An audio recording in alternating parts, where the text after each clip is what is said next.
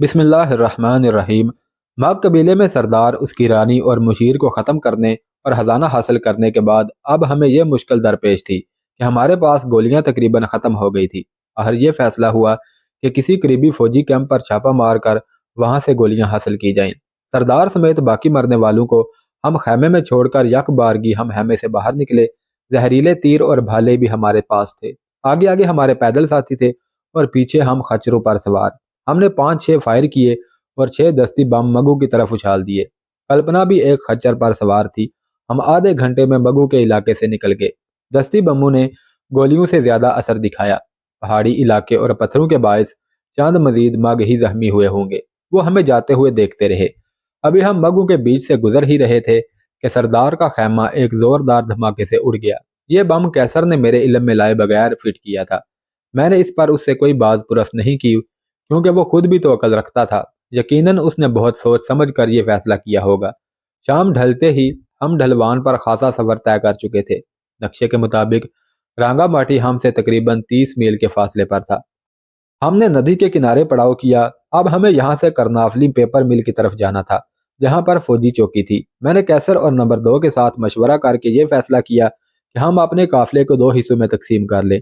मैं, कैसर और मेरा नंबर 2 अपने अपने एक साथी के साथ पेपर मिल की तरफ जाएंगे, जबकि बाकी काफिला रांगा माटी की तरफ जाए और गांव के बाहर पड़ाव करे, ताकि हम अपने मिशन से वापस लौटकर उनसे आन मिलें। अगर रांगा माटी जाने वाले काफिले से कोई आमद की वजह पूछे तो वो कहें कि राजा तरी देव के जरूरी खतूत लेकर हमारे साथी 1-2 दिन बाद उनसे आन मिलेंगे। कैसर ने अपने एक काबिल एतबार साथी को उस काफिले की जिम्मेदारी सौंपी और उसे कहा कि वो और उसके साथी थाइयों पर निगाह रखें, उनकी हरकत नोट करें और अगर कोई भागने की कोशिश करे तो बिला झिझक उसे गोली मार दे। वैसे मुझे यकीन है कि ऐसी नौबत नहीं आएगी, क्योंकि अपनी तयशुदा मंजिल के करीब पहुंचकर कोई ऐसी हरकत नहीं कर सकता।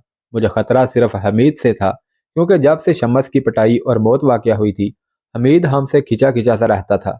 मैंने कुछ देर सोचकर हमीद को बुलाया और उसे कहा कि मेरे दिए हुए डॉलर आर्जी तौर पर मुझे वापस कर दे। मैं बखूबी जानता था कि जादिरा ही किसी को भागने में मदद कर सकता है। मग और मोरंग कबाइल के खौफ से वो पीछे तो नहीं मुड़ सकता था, और ना ही बांग्लादेश से बिना पासपोर्ट के गुजरना उसके बस का रोग था। मैंने उससे डॉलर लिए और कैसर ने उसकी जामा तलाशी ली कि कहीं कोई असलहा वगैरह ना छुपा रखा हो, मगर उसके पास कुछ भी नहीं था। मैंने खच्चर मुंह मांगे दामों खरीद कर उनके मालिकान को वापस भेज दिया। बकिया काफिले से जुदा होकर हम पांचू पेपर मिल की तरफ रवाना हो गए। यहाँ सर्दी भी कम थी और कहीं कहीं आबादी के आसार भी मौजूद थे।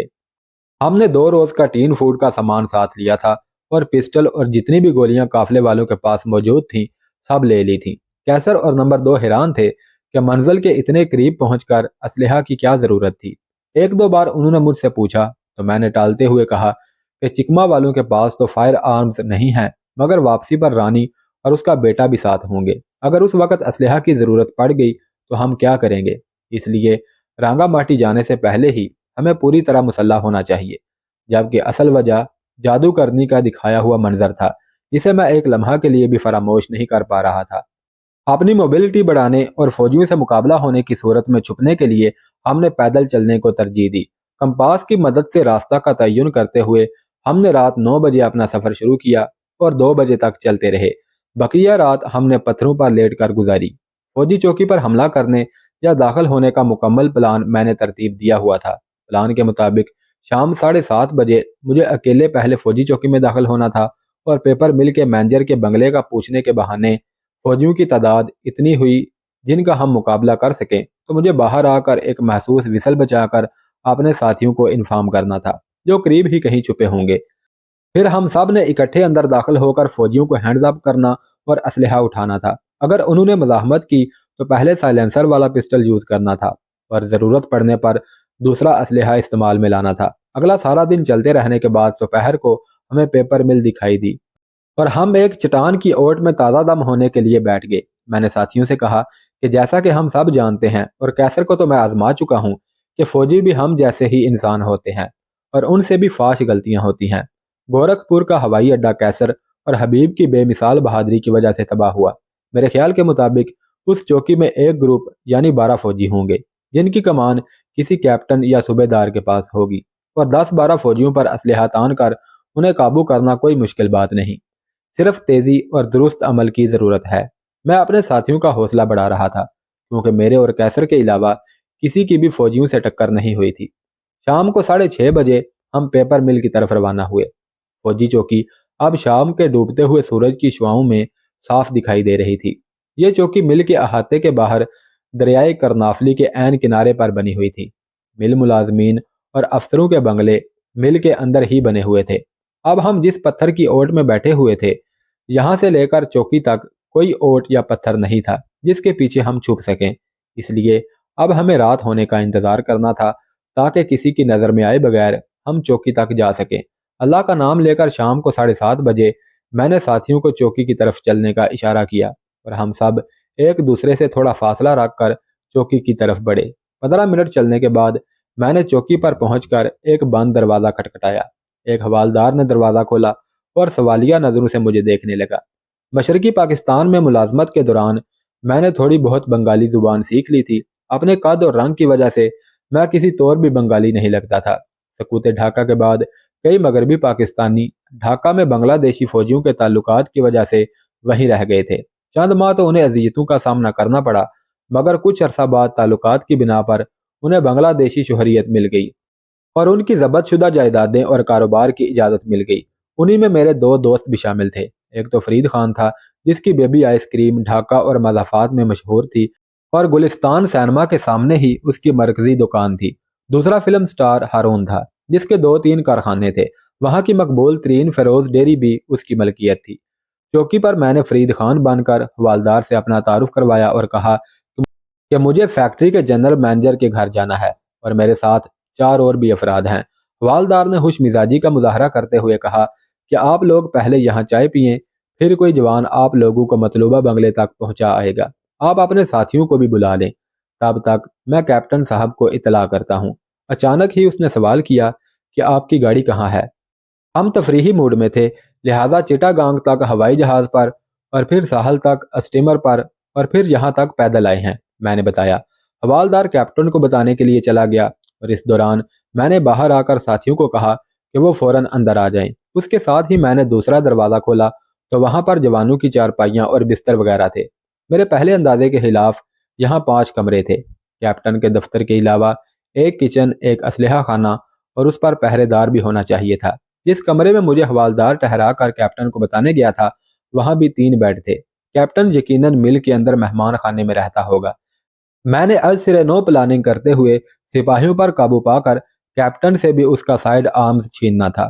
فوجی قانون کے مطابق ڈیوٹی دینے والوں کے سوا چوکی یا کمپنی ریجمنٹ، سینٹر بریگیڈیئر اور ڈویژن ہیڈ کوارٹر میں ڈیوٹی سے واپس آنے والے فوجی سب سے پہلے اپنا اسلحہ گارڈز روم میں جمع کرواتے ہیں اور روانگی اور آمد کی رپورٹ بھی لکھواتے ہیں۔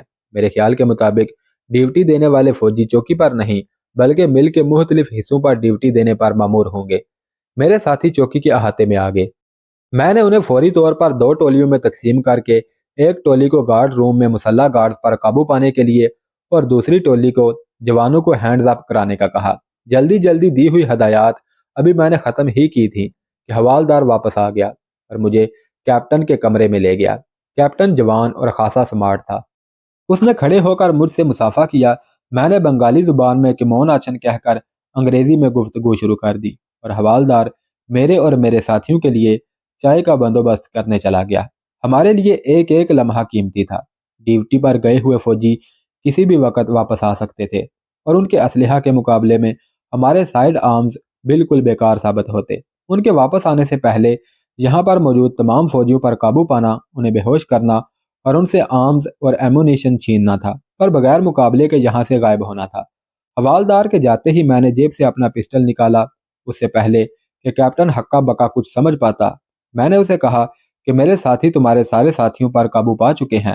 اگر ان کی اور اپنی زندگی بچانا چاہتے ہو تو بلا چونچ ران جیسے میں کہتا ہوں ویسا کرو، اور میں کسی بھی قسم کا مذاق یا ایکٹنگ وغیرہ نہیں کر رہا۔ یہ کہتے ہوئے میں نے کیپٹن کے ہولسٹر سے لگا ہوا اس کا ریوالور نکال لیا۔ کیپٹن نے ہاتھ اوپر اٹھائے ہوئے تھے۔ میرا پسٹل اس کی کن پٹی پر لگا تھا جبکہ اس کا ریوالور میرے دوسرے ہاتھ میں تھا۔ میں اسے اسی حالت میں لے کر دوسرے کمرے میں آیا۔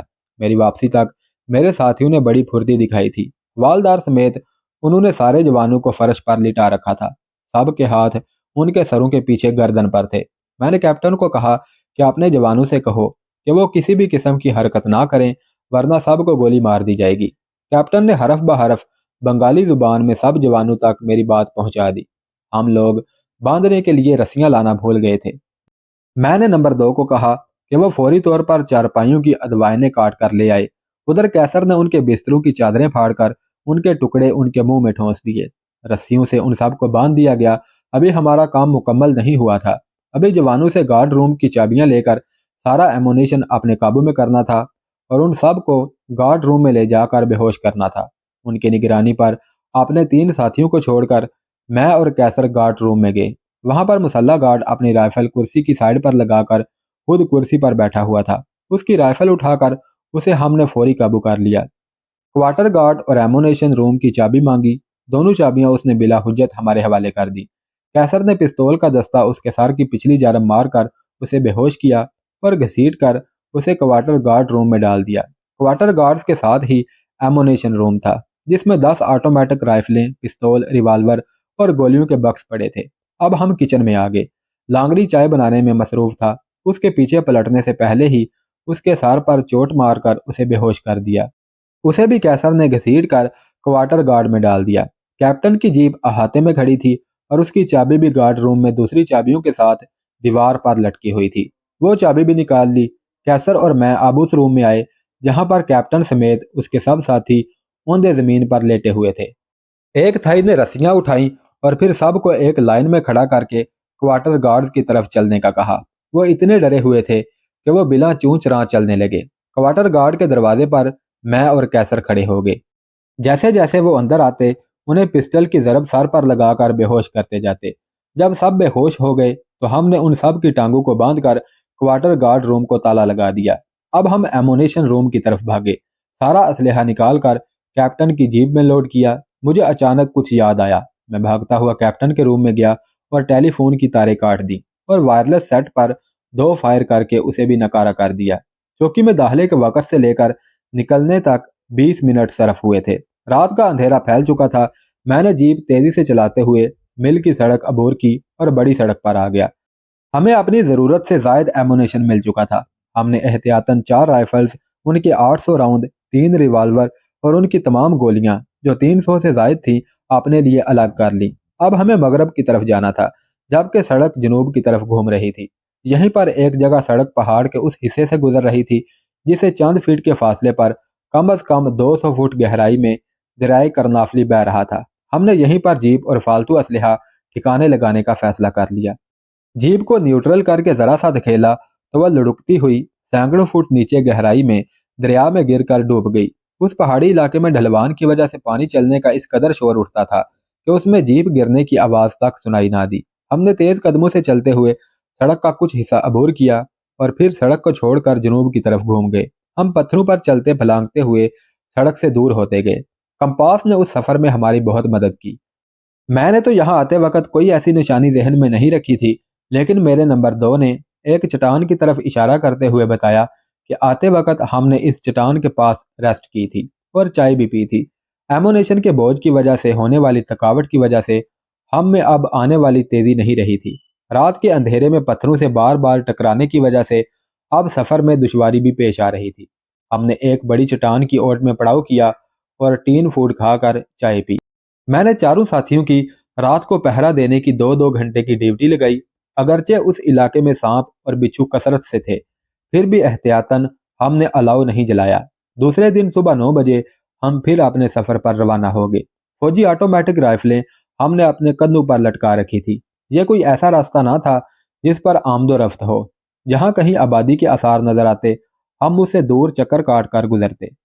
مجھے یقین تھا کہ گزشتہ شب چوکی پر پیش آئے واقعہ کی اطلاع اب تک ڈویژن ہیڈ کوارٹر پہنچ چکی ہوگی اور ہماری ہر جگہ تلاش بھی ہو رہی ہوگی، لیکن ہمارے حلیے کے مطابق کسی کے بھی وہم و گمان میں نہیں ہوگا کہ ہم بھارت کی سرحدی پہاڑی عبور کر کے مورنگ اور مگ قبائل سے گزرتے ہوئے چوکی پر حملہ کر کے رانگا ماٹی کی طرف جا رہے ہوں گے۔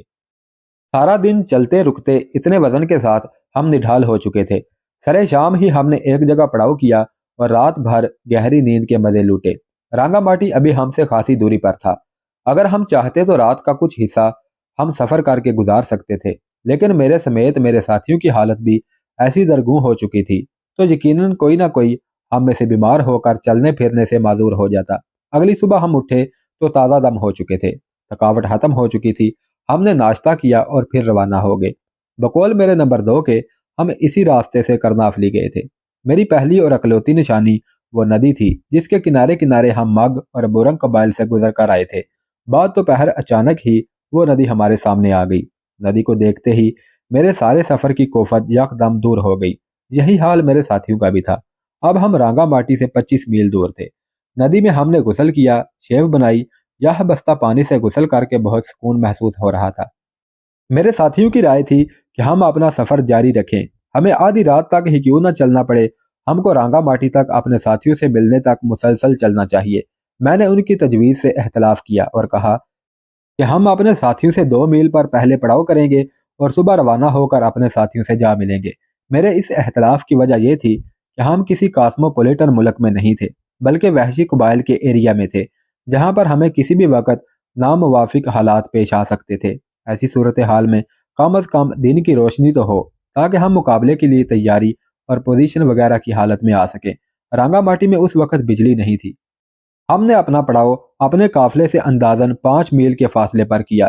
دوسری صبح ہم رانگا ماٹی کی طرف روانہ ہو گئے۔ اس چھوٹے سے قصبے کے قریب ہی ہمیں اپنے قافلے کے گزرنے کے نشان دکھائی دیے۔ 3 فوٹ کے خالی ڈبے بھی ادھر ادھر بکھرے ہوئے تھے مگر قافلے کا کہیں نام و نشان تک نہیں تھا۔ ہم حیران ہوئے کہ قافلہ کہاں غائب ہو گیا۔ میں نے ساتھیوں سے کہا کہ ہم قصبہ میں جاتے ہیں، ممکن ہے وہاں سے ہمیں کوئی سراغ مل جائے۔ قصبے میں داخل ہو کر ہم نے راجا کی حویلی کا رخ کیا۔ یہاں میں کئی بار پہلے بھی آ چکا تھا۔ ابھی ہم حویلی کے قریب ہی پہنچے تھے کہ کیسر کا ایک ساتھی 4-5 چکما مردوں کے ساتھ ہماری طرف آتا دکھائی دیا۔ پاس آ کر پہلے وہ کیسر، پھر اپنے بھارتی ساتھی کے ساتھ گلے ملا، پھر سب سے سلام لیا۔ اس نے بتایا کہ پڑاؤ کے اگلے روز ہی چکما بھالے برداروں نے انہیں گھیر لیا تھا۔ آپ کی ہدایت کے مطابق ہم نے انہیں بتایا کہ ہم نے راجا صاحب سے ملنا ہے اور ہمارے قافلہ سالار 2 روز بعد ہم سے آن ملیں گے۔ وہ راجا تری دیو کے خط اور پیغام ساتھ لائے ہیں۔ صرف راجا تری کا نام ہی ان کے پلے پڑا کیونکہ وہ ہماری زبان نہیں جانتے تھے، لہذا وہ میرے سمیت 2 ساتھیوں کو حویلی میں لے گئے۔ کئی گھنٹوں کے انتظار کے بعد راجا کے لڑکے نے ہمیں ملاقات کے لیے بلایا۔ وہ بخوبی انگریزی بول اور سمجھ سکتا تھا۔ ہمارا ایک ساتھی انگریزی میں تھوڑی بہت شدھ بدھ رکھتا تھا۔ اس نے ساری بات راجا کو بتائی۔ راجا یہ سن کر خوش ہو گیا۔ اس نے اپنے ساتھیوں کو حکم دیا کہ سارے قافلے والوں کو یہاں حویلی میں لے آئیں، وہ سب ہمارے مہمان ہیں۔ ہمیں مہمان خانے کے 3 کمروں میں ٹھہرایا گیا اور کلپنا کو وہ زنان خانے میں لے گئے۔ اس وقت سے لے کر ابھی تک ہم نے کلپنا کی صورت نہیں دیکھی۔